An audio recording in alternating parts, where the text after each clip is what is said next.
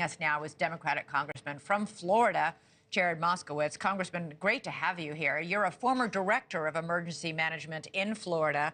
First of all, how are things in Florida where Hurricane Helene hit land?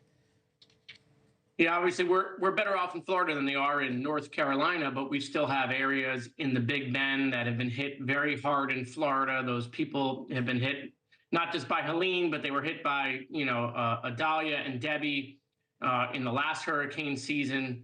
So that area, unfortunately, has just been battered over the last couple of years with hurricanes. And then we've had folks on barrier islands dealing with water in their homes in the Pinellas area. And so we will recover here in Florida. It's going to take efforts and time, obviously, to do the debris removal and recovery. But what's going on in North Carolina is completely different. That is on a level, while not geographically as big, that's on a level of Hurricane Katrina-like devastation. Yeah, clearly they are desperate. I just spoke with people on the ground in North Carolina who are talking about the fact that it is a dire situation there. They're having a very difficult time getting the food and the water and the medical care and the emergency help to the people who actually need it because they're stranded on all sides. Is this administration doing enough?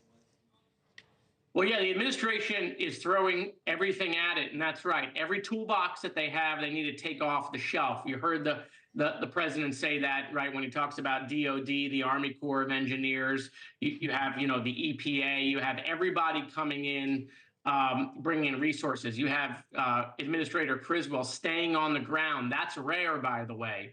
And so that tells you that they are extremely focused on North Carolina. That is going to be a very difficult mission. As you pointed out, it's completely cut off at the moment due to how you can get into the area. Right. Obviously, being in the mountains obviously makes it also difficult. But yeah, the administration is throwing everything at it. There's a lot of private resource assets that need to come into play, dealing with AT&T and Verizon, the telecom companies coming in and reestablishing cell phone service. And so they're going to bring ice, water, power generation. They're going to set up, obviously, all sorts of mobile feeding stations. They're going to have pods out there to distribute all sorts of needed supplies.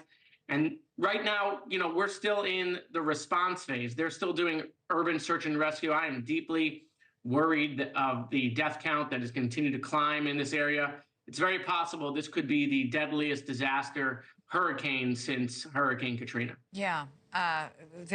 All over social media, you are seeing frantic, panicky messages from people whose loved ones in North Carolina are missing. They haven't heard from them. But again, nobody can call because nothing works. No cell service works. Nothing works. There's no power. You were talking a moment ago about that part of Florida, the Big Bend region of Florida that's been so hard hit, 3 major hurricanes in the last 13 months. The National Weather Service is monitoring another possible storm in the Gulf of Mexico that could threaten that exact same region that Helene hit. Are you guys ready for this? Yeah, look, Florida will be ready for it. Florida Division of Emergency Management is prepared for those sort of events. We've, in the past, trained on double impacts, either at the same time, coming across the lower peninsula and coming into the Panhandle, or having hurricanes within a couple of weeks of each other. That being said, hopefully the models hold and it's a weak system somewhere around a tropical storm. Way too early to guess on that. We have to watch, right? Same thing with Helene, same thing with Ian. These things wobble, they move different directions. Obviously I don't want to see this go into the Big Bend. Those people up there, those are good people that don't have a lot of means, and they've just, they've not gotten a break. And so I'm hoping this doesn't go their direction.